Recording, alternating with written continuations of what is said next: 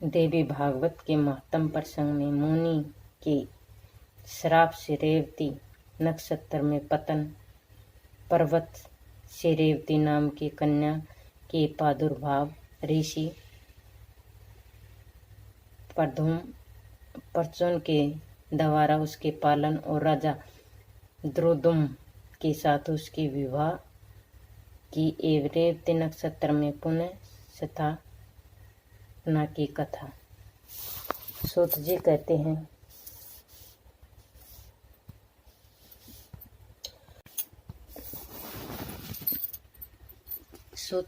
हैं, इस प्रकार के अद्भुत अत्यंत दिव्य कथा सुनने की अगस्त्य जी की इच्छा शांत नहीं हुई।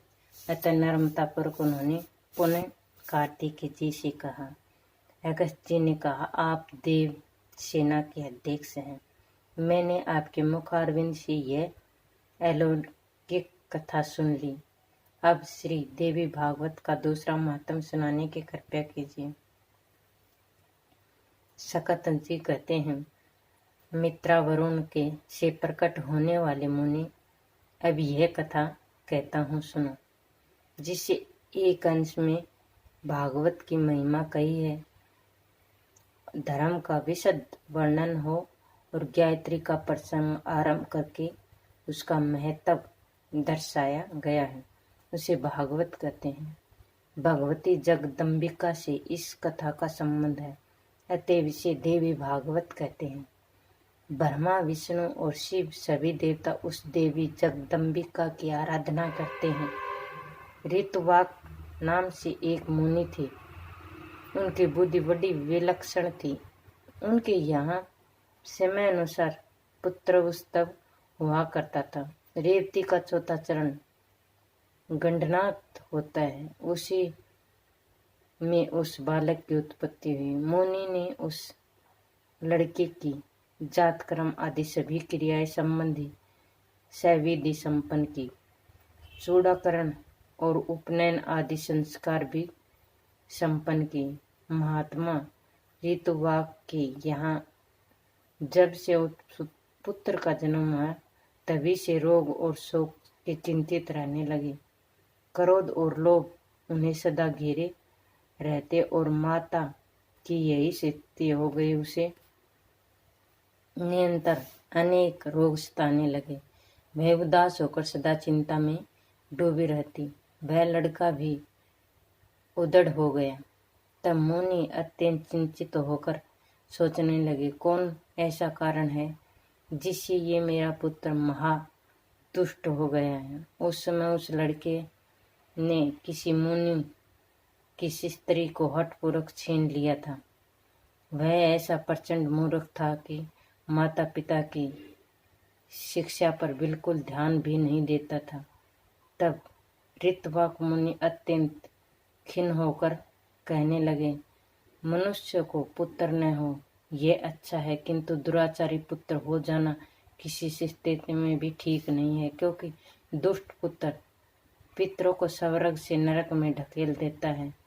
वह जीवन पर्यंत पिता को केवल दुख ही देता रहता है। कुपुत्र को पापपरायण संतान से पिता कभी सुखी नहीं हो सकते। ऐसे पुत्र जन्म का अधिकार है। उस पुत्र से मित्रों को उपकार होता है, न ही शत्रुओं का अपकार। जगत में भी वह पुरुष बड़भागी है जिसके पुत्र घर सुपुत्र होने का आसर सुलभ है। सदाचारी पुत्र दूसरे का उपकार करता है और माता पिता को सुखी बनाए रखता है। दुराचारी पुत्र कुल नष्ट हो जाता है। जगत में अपकीर्ति होते इस लोक और परलोक में दुख सहने पड़ते हैं और अंत में नरक के यातना भोगनी पड़ती है। कुपुत्र से कुछ नष्ट हो जाता है। दुष्ट स्त्री मिलने से जन्म की तारकता जाती है। उत्तम भोजन न मिलने पर दिन व्यस्त चला जाता है और कुमित्र से सुखी की आशा भी निष्फल हो जाती है।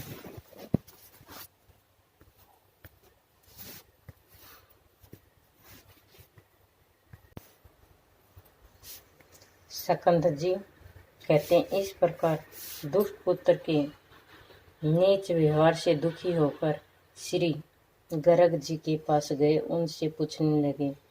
ऋत्वाक मुनि बोले, भगवान, आप ज्योतिष शास्त्र के आचार्य हैं। मेरे पुत्र के दुराचारी होने का क्या कारण है, ये मैं आपसे पूछना चाहता हूँ। बताने की कृपया कीजिए।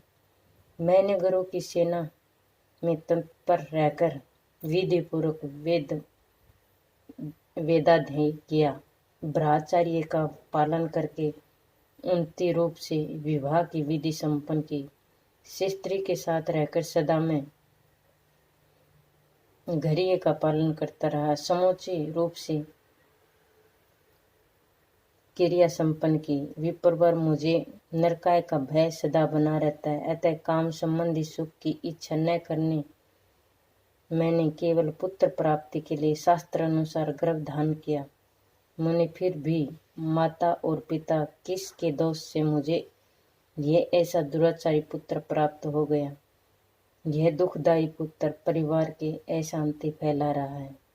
ऋत्वाक मुनि की यह बात सुनकर ज्योतिष शास्त्र के प्रागामी मुनि गर्ग जी सभी कारणों पर विचार करने लगे। गर्ग जी बोले, मुनि, पुत्र के दुराचारी होने से मैं न तुम कारण होने माता तथा कुल हो। रेवती का अंतिम चरण गंडात होता है, वही कारण है, क्योंकि मुने यही निदित बेला तुम्हारे इस पुत्र के जन्म के समय बीत रही थी, अतएव तुमने दुखी करना इसका स्वभाव बन गया है, दूसरा कोई भी कारण नहीं। बरहान तुम इस दुख को दूर करने के लिए जगत जननी भगवती दुर्गा की आराधना करो। ये तर्क सुपूजित होने पर वे संपूर्ण विधन को शांत कर देती है। गर्ग जी की बात सुनकर ऋत्वाक मुनि क्रोध से मूर्छित हो गए। उन्होंने रेवती को श्राप दिया, वह आकाश में गिर जाए।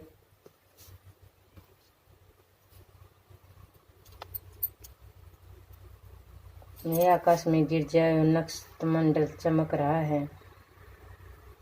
उस समय नक्षत्र मंडल चमक रहा था, उधर सबके नेत्र लगे हुए थे।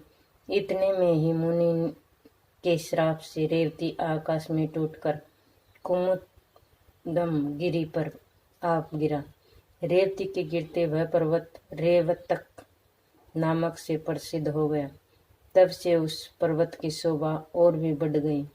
यो रेवती की श्राप देने के पश्चात मुनिवर ऋत्वाक गर्ग जी के कथानुसार भगवती जगदम्बिका की आराधना करके मुख और सौभाग्य में संपन्न हो गए। सकंथ जी कहते हैं, रेवती नक्षत्र को जो तेज पर्वत पर पड़ा, उससे एक कन्या उत्पन्न हुई। जगत में अनुपम सुंदरी होकर वह दूसरी लक्ष्मी की भांति शोभा पाने लगी।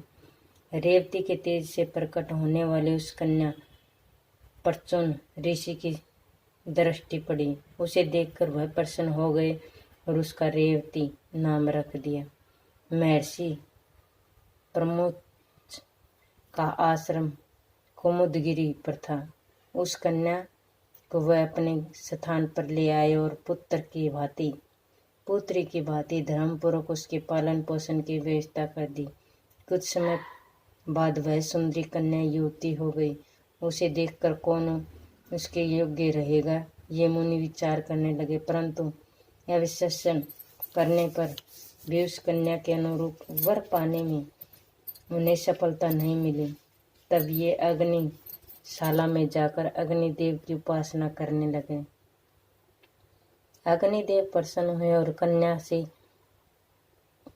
के वर के विषय में मुनि से बोले, मुनि, सदा धर्म पर तत्पर रहने वाले पराक्रमी शूरवीर, प्रिय मापी और युद्ध में पीछे न हटने वाला राजा द्रुदम इसके पति होंगे।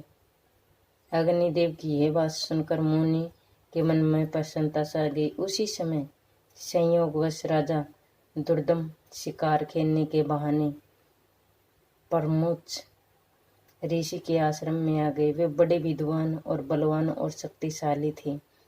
उसके पिता का नाम विक्रमशील और माता का नाम कालिंदी था। प्रियव्रत के वंश में उनकी उत्पत्ति हुई।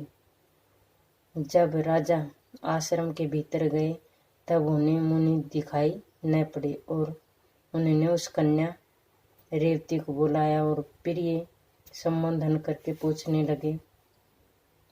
राजा द्रुदम ने पूछा, प्रिय महाभाग महर्षि आश्रम में से कहाँ पधारे हैं? कल्याणी सच सच बताओ, मैं उससे चरणों के दर्शन करना चाहता हूँ।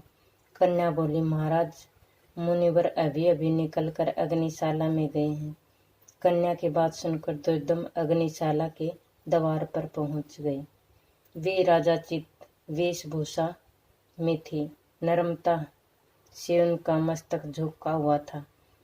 उन पर मुनि की दृष्टि पड़ी तब राजा ने मुनि को प्रणाम किया और मुनि अपने शिष्य से कहने लगे, गौतम अर्धे उपस्थित करो। ये राजा अर्धे पाने के अधिकारी हैं क्योंकि बहुत दिनों पर इसका आगमन हुआ है और खास बात यह है कि ये हमारे जामाता हैं। यो कहकर मुनि ने उसे अर्धे दिया और राजा ने उन्हें स्वीकार भी किया। राजा दुर्दम अर्धे आदि के पश्चात आसन पर विराजमान थे। मुनि के प्रचुर आशीर्वाद देकर उन्हें संतुष्ट किया और कुशलता पूछी। कहा, राजन तुम्हारी सेना, खजाना, मित्र मंडली, भरते वर्ग, मंत्री वर्ग, देश, नगर और समय आत्मा में किस प्रकार की अशांति हो तो नहीं है। तुम्हारी पत्नी की तो कुशल पूछनी ही नहीं है क्योंकि वह तो मेरे यहाँ ही ठहरी है। इसी से मैंने उसका समाचार नहीं पूछा। अन्य लोगों की कुशल कह सुनाओ। राजा ने कहा, भगवान आपकी कृपा से सर्वत्र कुशल है। ब्रह्मण पर मुझे ये बहुत आश्चर्य हो रहा आपके मुझे जामाता कहा है।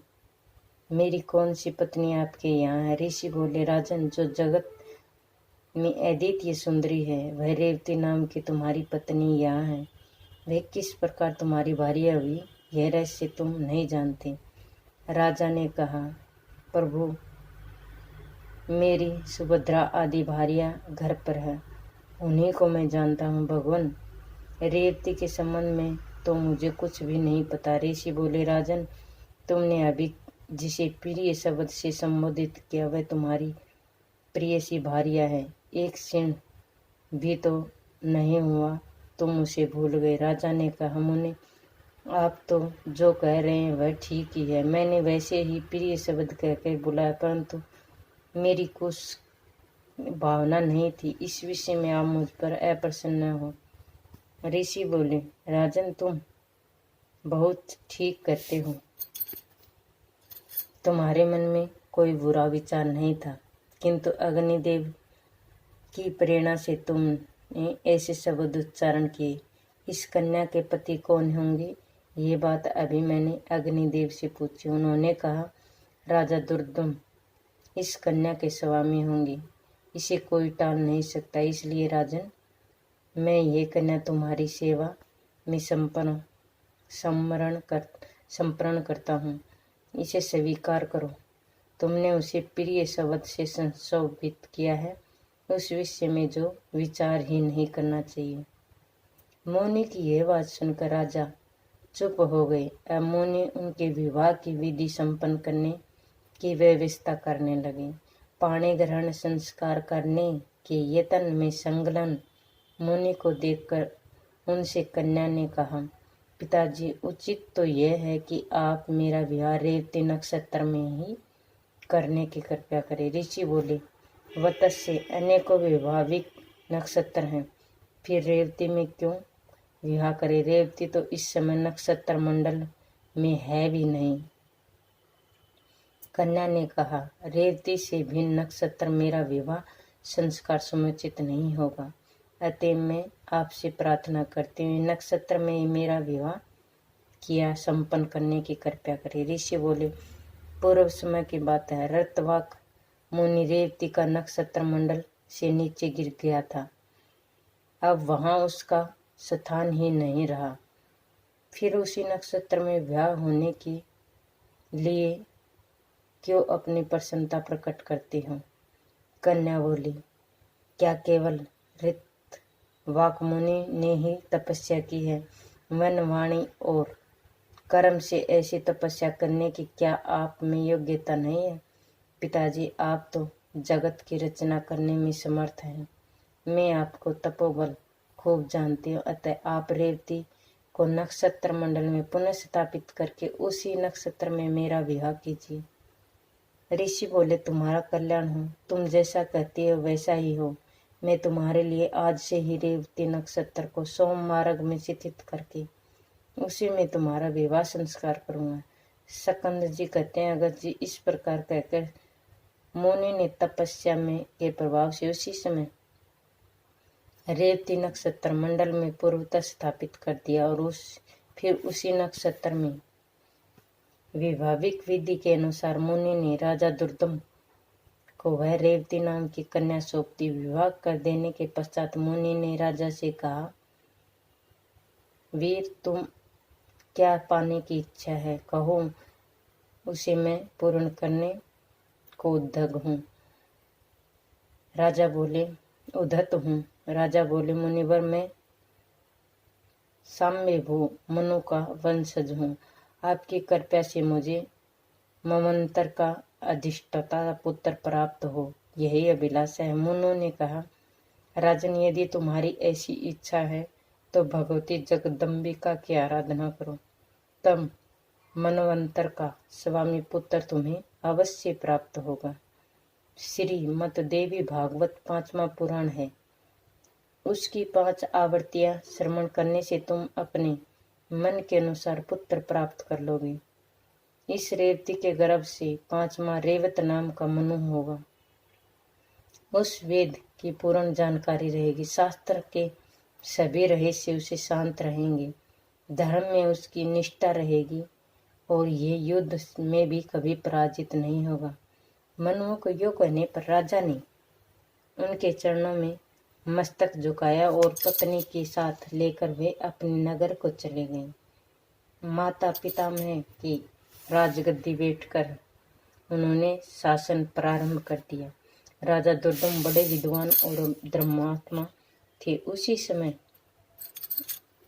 उसी प्रकार प्रजा की रक्षा करते जैसी औरत पुत्र की करती है।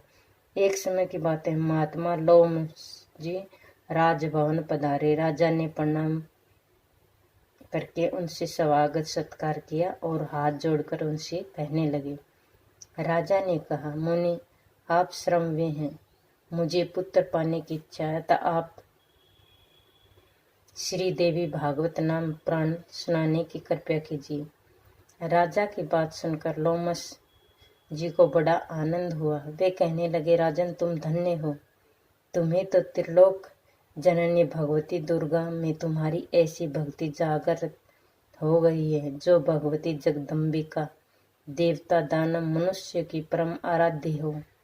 उसे जब तुम्हारी भक्ति हो गई है, तब फिर तुम्हारे कार्य सिद्ध होने में क्या संदेह आते हुए? हे राजन, मैं तुम्हें श्री देवी भागवत पुराण अवश्य सुनाऊंगा।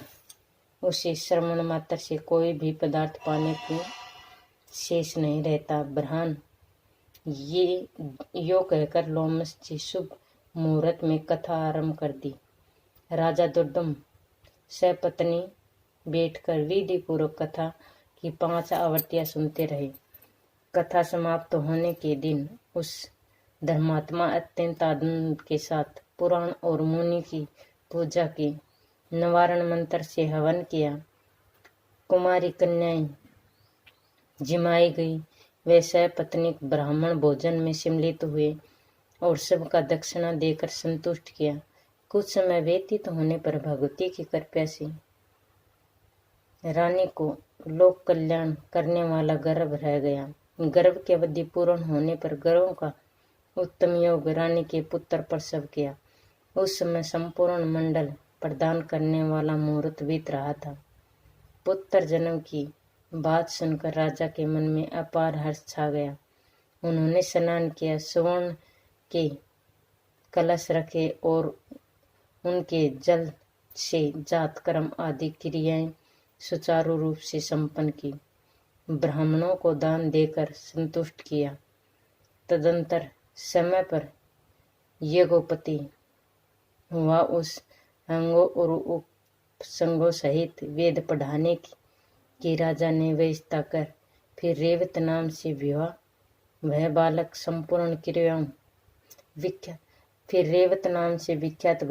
संपूर्ण क्रियाओं का परागामी धर्म महात्मा धर्म का प्रवचन और अनुष्ठान करने वाला परम प्रकार पराक्रमी और असभ्यताओं में श्रेष्ठ निकला। तदंतर ब्रह्मा जी ने रेवत को मनु के पद पर प्रतिष्ठित किया। श्रीमान रेवत मनवंतर के स्वामी मनकर धर्मपूर्वक पृथ्वी पर शासन करने लगे। इसी प्रकार मैंने भगवती जगदम्बिका एक पुराण महात्म का संक्षिप्त वर्णन किया। इसे विस्तार करने तो कोई भी समर्थ नहीं है। सूत जी कहने लगे, अगस्त जी, श्री देवी भागवत महात्म एक विधि सुनने के पश्चात स्वामी कार्तिकेय जी की पूजा की और अपने आश्रम को लौट आए। ब्राह्मणों, तुम लोगों के समक्ष देवी भागवत का महात्म का वर्णन मैं कर चुका हूँ। भक्ति पूर्वक इसके सुनने पढ़ने पुरुष जगत को भोगों के भोग कर अंत में पूर्वगामी से रहित हो जाता है।